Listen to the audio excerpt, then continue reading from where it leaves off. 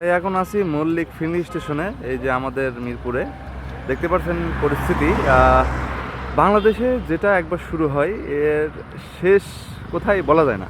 দেখেন এখন পর্যন্ত সকালে আজকে এই 4টার পর থেকে এখনো এই যে যে দারুসালাম আছে, দারুসালাম পার হয়ে হাসপাতালের দিকে লাইন কিন্তু চলে গেছে।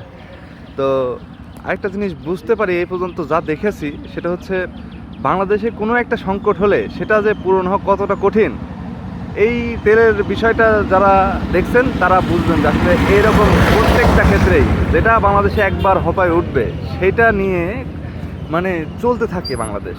এই হচ্ছে আমার সোনার বাংলাদেশ। সোনার বাংলাদেশে এই হচ্ছে চরম পরিস্থিতি, চরম পর্যায়ে চলছে, চলবে ইনশাল্লাহ। এর মধ্যে দিয়ে আমাদের যুদ্ধ করে আগাতে হবে।